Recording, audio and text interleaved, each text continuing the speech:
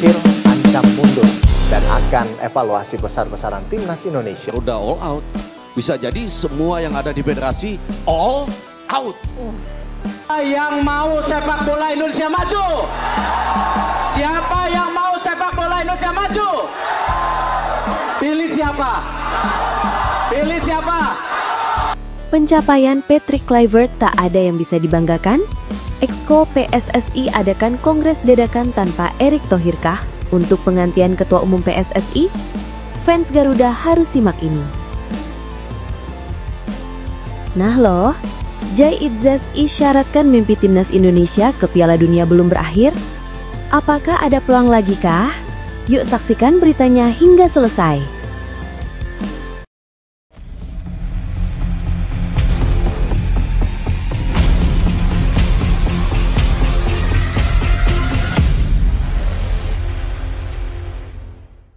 Mohon subscribe channel Timnasku Indonesia agar tidak ketinggalan informasi Timnas Indonesia. Tak ada yang bisa dibanggakan dari Patrick Kluivert di Timnas Indonesia. Baru saja mimpi besar Timnas Indonesia untuk tampil di Piala Dunia 2026 benar-benar kandas.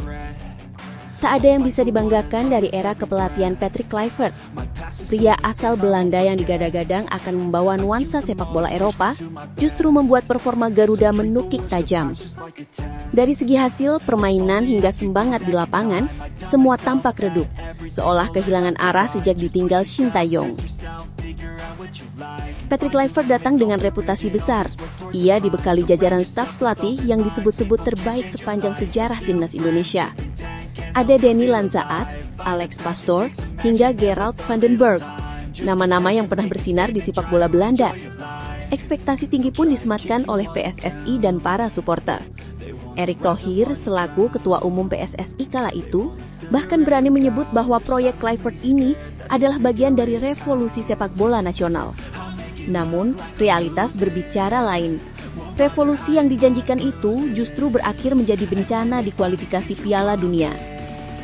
Indonesia yang tergabung di grup B babak keempat kualifikasi Piala Dunia 2026 tak mampu bersaing melawan raksasa Asia seperti Arab Saudi dan Irak. Kekalahan demi kekalahan datang tanpa perlawanan berarti. Garuda dibungkam Arab Saudi dengan skor 2-3, lalu tumbang lagi dari Irak dengan skor tipis 0-1. Hasil itu membuat Indonesia harus puas di dasar klasemen, dan secara matematis mengubur mimpi tampil di Amerika Serikat, Kanada, dan Meksiko tahun 2026 mendatang. Lebih menyakitkan lagi, performa Indonesia di tangan Kluivert sama sekali tidak menunjukkan progres. Dalam 8 pertandingan terakhir, timnas hanya meraih 3 kemenangan, 1 hasil imbang, dan 4 kekalahan. Melawan tim-tim besar seperti Jepang, Australia, hingga Irak, Indonesia tak berdaya. Total kebobolan mencapai 15 gol, sementara produktivitas hanya 11 gol. Statistik yang jauh dari kata membanggakan. Pengamat sepak bola nasional Muhammad Husnaini menilai tidak ada satupun pencapaian Kluivert yang bisa dijadikan alasan untuk dipertahankan. Secara statistik saja, tidak ada yang bisa dibanggakan. Dalam laga-laga penting, dia gagal membuat tim tampil dengan identitas dan semangat yang jelas. Memang benar, di bawah Kluivert, timnas Indonesia tampak kehilangan arah permainan. Pressing tak teratur, transisi lambat, dan strategi seolah hanya mengandalkan kemampuan individu pemain naturalisasi tanpa konsep kolektif yang kuat. Bagi fans Garuda, ini adalah kekecewaan yang sulit diterima. Mereka yang sudah menaruh harapan tinggi setelah proyek naturalisasi besar-besaran, kini merasa dikhianati oleh janji manis PSSI. Nama-nama besar seperti Jai Idzas, Tom Hai, Ragnar Oratmangon, hingga Justin Hubner yang diharapkan bisa membawa kualitas Eropa, justru tak mampu berbuat banyak karena sistem permainan yang tak efektif. Tak heran jika di media sosial, banyak seruan agar Patrick Kluivert segera mundur dari jabatannya. Namun bukan hanya Kluivert yang disorot. Erick Thohir sebagai Ketua Umum PSSI juga dianggap gagal total dalam mengambil keputusan. Pemecatan Shin Tae-yong yang dilakukan secara mendadak di awal 2025 kini dianggap sebagai titik kehancuran proyek jangka panjang timnas. Padahal, di bawah Shin, Indonesia masih berada di jalur yang benar dan baru saja mengalahkan Arab Saudi dengan skor 2-0. Kini tekanan publik terhadap Exco PSSI semakin besar. banyak yang menuntut diadakannya rapat darurat untuk mengevaluasi kepemimpinan Erick Thohir. Bahkan beberapa nama calon pengganti mulai bermunculan. Ratu Tisha yang dikenal dengan kepiawaiannya dalam manajemen sepak bola, serta Hamdan Hamedan yang aktif dalam pengembangan pemain muda, disebut-sebut sebagai sosok potensial untuk menahkodai PSSI selanjutnya. Harapan publik jelas, reformasi total di tubuh PSSI dan perubahan arah dalam kepelatihan timnas Indonesia. Mimpi ke Piala Dunia 2026 memang telah terkubur, tapi bukan berarti masa depan sepak bola Indonesia harus ikut padam. Kini semua mata tertuju pada langkah selanjutnya. Apakah Patrick Kluivert akan mundur dengan terhormat, dan apakah PSSI berani melakukan perombakan besar sebelum terlambat? Bagaimana menurut kalian? Apakah sudah saatnya Patrick Kluivert dan Erick Thohir mundur demi menyelamatkan masa depan sepak bola Indonesia? Tulis pendapatmu di kolom komentar.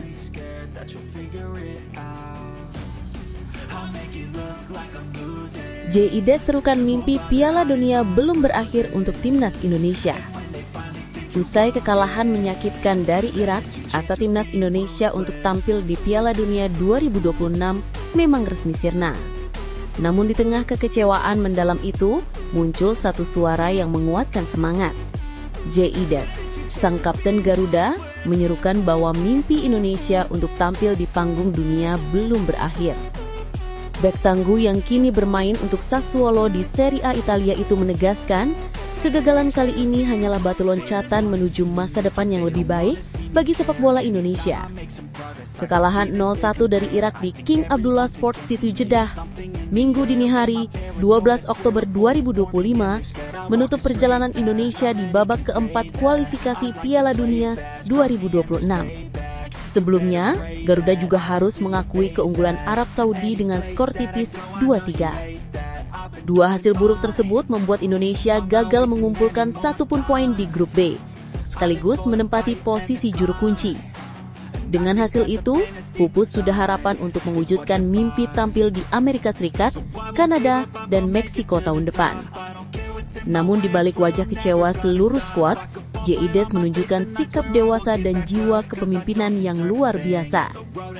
Dalam wawancara usai pertandingan, ia menegaskan bahwa kegagalan kali ini bukan akhir dari segalanya. Saya pikir ini adalah pengalaman yang sangat bagus untuk kami. Kami bisa mengambil banyak hal dari pengalaman ini, ujar Jay dengan nada tegas. Kami mencoba berkembang dan mencoba lolos ke Piala Dunia berikutnya, tambahnya. Ucapan itu seperti menjadi oase di tengah gersangnya kritik yang mengarah kepada tim dan pelatih Patrick Kluivert. Di saat banyak pihak mulai kehilangan harapan, Jay justru menyalakan kembali bara semangat yang nyaris padam. Pemain 24 tahun itu menyadari bahwa membangun tim nasional bukan perkara instan. Diperlukan waktu, kedewasaan, serta konsistensi untuk benar-benar bersaing di level tertinggi. JIDES juga menekankan pentingnya menjadikan kekalahan ini sebagai bahan pembelajaran, bukan penyesalan. Sebab menurutnya perjalanan ke Piala Dunia tidak berhenti di 2026. Masih ada 2030 dan bahkan setelahnya, yang semuanya bisa dicapai jika fondasi tim ini terus diperkuat. Ia percaya bahwa dengan generasi muda yang semakin matang dan sistem yang lebih solid, Indonesia bisa kembali bangkit dan menatap masa depan dengan kepala tegak. Sementara itu, pelatih Patrick Kluivert juga tidak bisa menyembunyikan rasa kecewanya. Dalam pernyataannya, ia mengakui seluruh pemain dan staf pelatih sudah memberikan segalanya meski hasilnya belum sesuai harapan. Saya sangat kecewa, bukan hanya untuk diri saya sendiri, tapi juga untuk seluruh negeri, para pemain dan staf pelatih yang telah berjuang keras, ujar Kluivert. Pernyataan ini menjadi penutup yang suram untuk perjalanan Indonesia di kualifikasi kali ini. Namun di sisi lain, memperlihatkan bahwa beban kegagalan turut ia rasakan.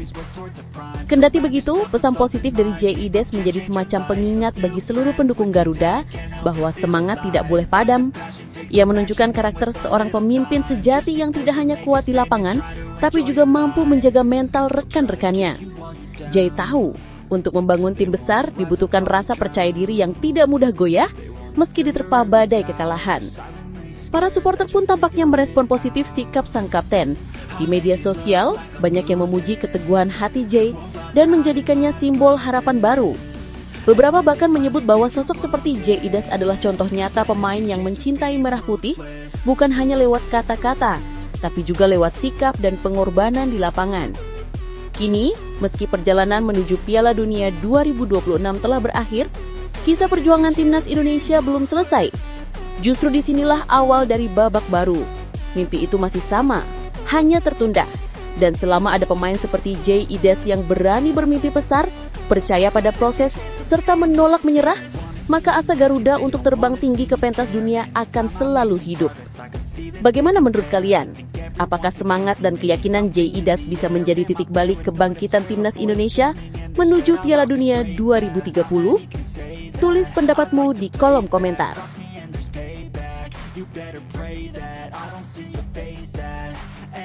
Dinamika ruang ganti jadi masalah di tim kepelatihan terbaik. Menolak lupa, alasan utama PSSI memecat Sintayong pada awal tahun 2025 adalah karena dinamika ruang ganti yang disebut sudah tidak kondusif.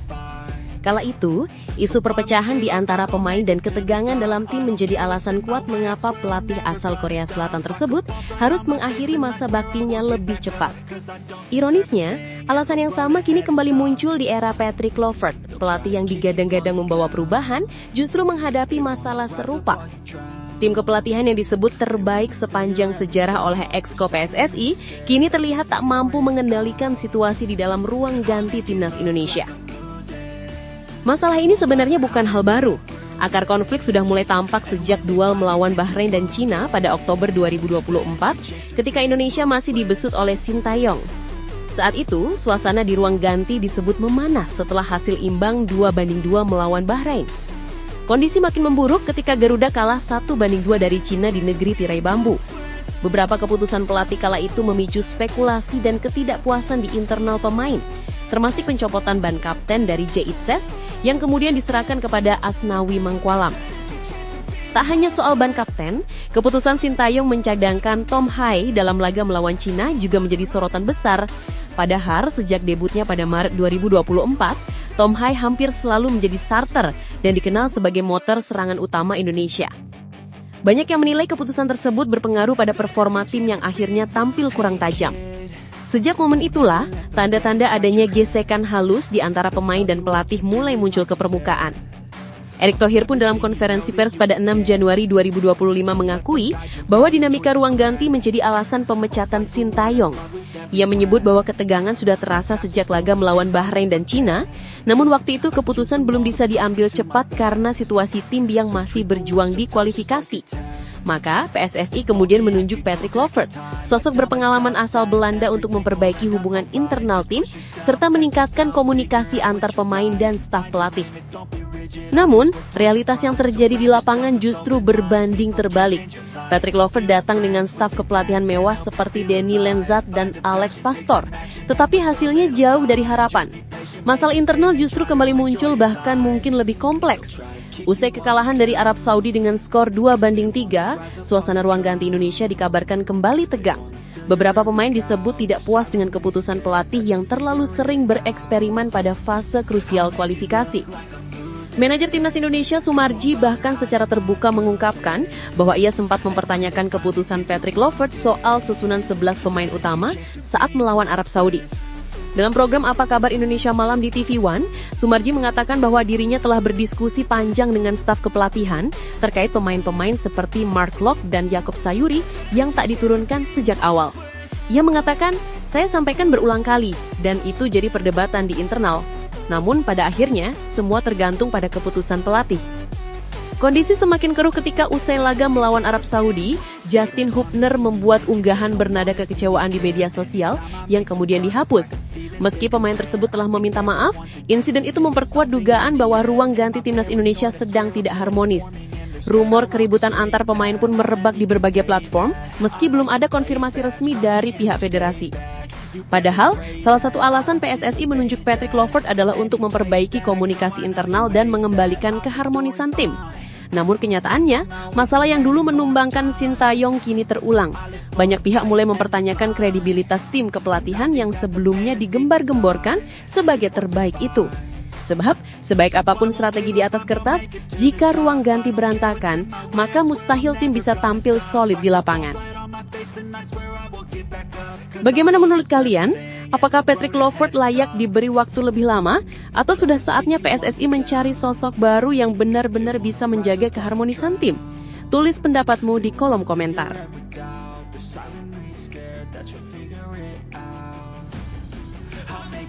Penyebab wasit Manning tak hadiahi Timnas Indonesia penalti. Laga antara Timnas Indonesia dan Irak di King Abdullah Sport City, Jeddah Minggu dini hari 12 Oktober 2025, menyisakan luka yang dalam bagi seluruh pendukung Garuda. Kekalahan 1 gol tanpa balas memang secara matematis mengubur mimpi Indonesia untuk tampil di Piala Dunia 2026. Namun, yang membuat publik semakin geram bukanlah hasil akhirnya, melainkan keputusan wasit asal Cina, Manning, yang dianggap mencederai keadilan sepak bola. Dalam pertandingan yang penuh tensi itu, Manning sama sekali tidak memanfaatkan teknologi Video Assistant Referee atau VAR, meski terdapat insiden krusial yang seharusnya ditinjau ulang. Puncak kontroversi terjadi di masa injury time, ketika Indonesia tengah berjuang mati-matian untuk menyamakan kedudukan. Miliano Jonathans yang beraksi di kotak penalti Irak dilanggar keras oleh bek lawan Zaid Tahsin. Hampir seluruh pemain Indonesia langsung mengangkat tangan, memohon agar wasit menunjuk titik putih. Namun alih-alih memberikan penalti, Manning justru menilai pelanggaran itu terjadi di luar area penalti dan hanya memberikan tendangan bebas untuk Indonesia. Keputusan itu sontak membuat seluruh pemain dan ofisial Garuda bereaksi keras di tepi lapangan. Yang membuat situasi semakin panas, Manning sama sekali tidak meninjau ulang keputusannya lewat VAR. Padahal dalam tayangan ulang yang beredar di televisi dan media sosial, terlihat jelas kaki Tahsin mengenai Jonathans di dalam kotak penalti. Tidak sedikit pengamat sepak bola menilai bahwa keputusan ini menjadi salah satu yang paling kontroversial sepanjang kualifikasi Piala Dunia zona Asia. Bahkan, banyak yang berpendapat andai VAR digunakan, hasil pertandingan bisa saja berbeda. Dengan skor akhir 1-0 untuk Irak lewat Zidane Iqbal pada menit ke-76, Indonesia harus kembali menelan kekalahan beruntun setelah sebelumnya tumbang dari Arab Saudi. Kegagalan ini tak hanya menghentikan langkah Garuda menuju Piala Dunia 2026, tetapi juga memunculkan kekecewaan besar di kalangan supporter. Tagar #InvestigateManning dan #JusticeForGaruda pun mulai bermunculan di media sosial, menandakan kemarahan fans yang menilai wasit asal Cina itu berat sebelah dan tidak profesional. Para penggemar Timnas Indonesia ramai-ramai mendesak FIFA agar segera menyelidiki insiden tersebut. Mereka menilai keputusan Manning bukan sekedar kesalahan teknis, melainkan kelalaian serius karena tidak menggunakan fasilitas VAR yang seharusnya membantu menegakkan keadilan di lapangan. VAR itu bukan hiasan, tapi alat penting untuk menjaga fair play, tulis salah satu akun pendukung Garuda di X. Banyak juga yang membandingkan keputusan Manning dengan wasit-wasit lain di ajang serupa, yang selalu memeriksa VAR ketika terjadi pelanggaran di area krusial. Kemarahan publik juga diperparah dengan kondisi tim yang memang sedang dalam tekanan. Pelatih Patrick Kluivert kembali menjadi sasaran kritik tajam. Tagar Patrick Kluivert out menduduki trending topik dengan lebih dari 17.000 unggahan. Para fans menilai selain keputusan wasit yang merugikan, strategi dan rotasi pemain Kluivert pun tidak efektif. Namun di tengah semua kritik tersebut, fokus utama fans tetap pada satu hal, keadilan yang harus ditegakkan. Mereka menuntut FIFA turun tangan dan memastikan ada evaluasi menyeluruh terhadap performa wasit Manning. Dalam sejarah sepak bola, Indonesia memang beberapa kali dirugikan oleh keputusan wasit kontroversial. Namun kali ini terasa berbeda, sebab pada era teknologi yang serba modern dan transparan, keputusan tanpa melihat VAR di momen sepenting itu terasa tidak masuk akal. Banyak pihak menganggap bahwa Manning telah mencoreng semangat fair play yang selalu digaungkan FIFA dan AFC. Kini, publik sepak bola nasional berharap besar agar federasi dunia tersebut tidak tinggal diam. Permintaan agar FIFA melakukan investigasi resmi terhadap insiden ini terus bergema di media sosial. Para pendukung Garuda ingin keadilan ditegakkan bukan hanya untuk hasil pertandingan, tetapi juga demi menjaga integritas sepak bola internasional. Kekalahan dari Irak memang sudah menjadi sejarah, tetapi rasa tidak adil yang dirasakan pemain dan supporter belum hilang. Bagi banyak fans, perjuangan belum selesai. Karena kali ini yang mereka perjuangkan bukan sekedar kemenangan, melainkan kebenaran. Bagaimana menurut kalian, apakah FIFA harus segera turun tangan menyelidiki keputusan kontroversial Manning di laga Indonesia-Irak ini? Tulis pendapat kalian di kolom komentar dan bagikan bagaimana seharusnya keadilan ditegakkan di dunia sepak bola.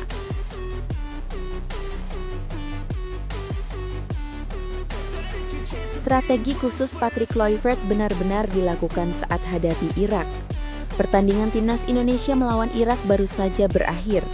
Sebuah laga yang sejak awal diprediksi akan berlangsung sengit, penuh tensi, dan syarat akan emosi dari kedua kubu.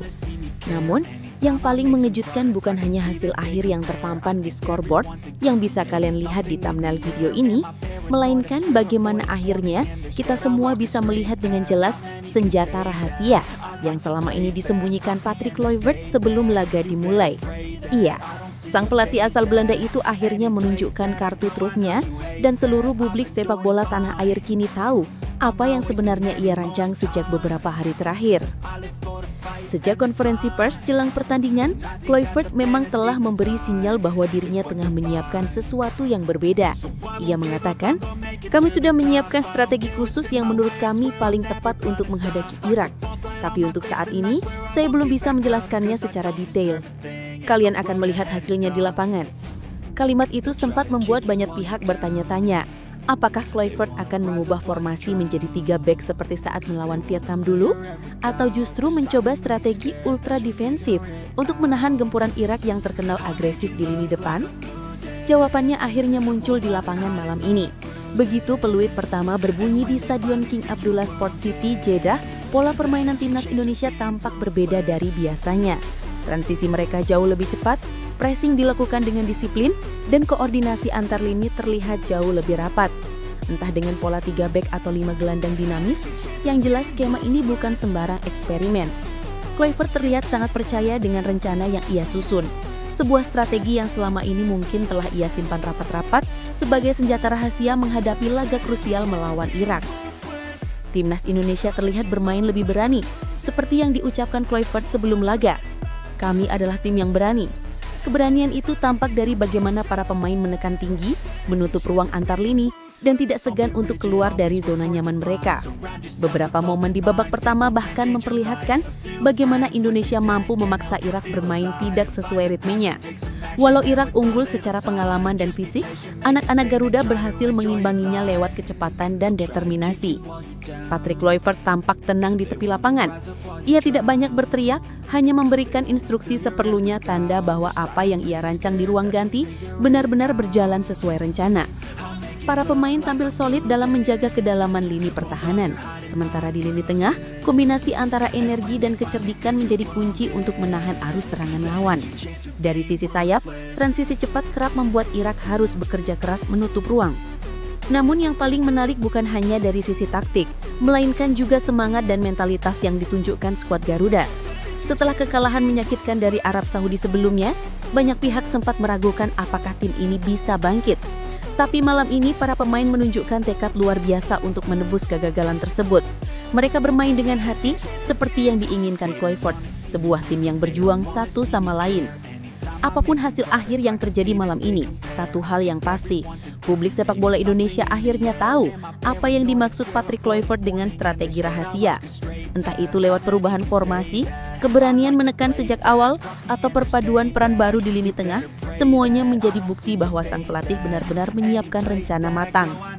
Kini, setelah peluit panjang berbunyi dan pertandingan usai, satu pertanyaan besar tersisa.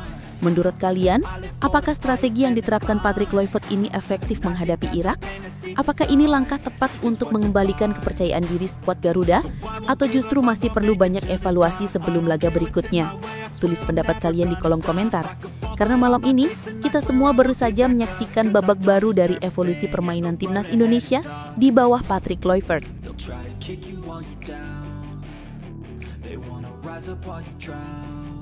Ada pemain titipan di laga lawan Irak tadi malam. Pertandingan timnas Indonesia melawan Irak baru saja berakhir, dan suasana panas di jagat sepak bola nasional belum juga reda. Setelah sebelumnya publik dihebohkan dengan pernyataan belak-belakan dari manajer tim, Sumarji, kini perbincangan soal pemain titipan kembali mencuat. Apalagi usai laga penting malam ini yang menjadi salah satu penentu langkah Garuda menuju Piala Dunia 2026. Beberapa hari sebelum laga kontra Irak, Sumarji sempat menggegarkan publik lewat wawancara eksklusif di salah satu program televisi nasional. Ia secara terbuka menyebut bahwa sempat terjadi perdebatan panas antara dirinya dan jajaran pelatih mengenai susunan starting 11 saat timnas Indonesia menghadapi Arab Saudi.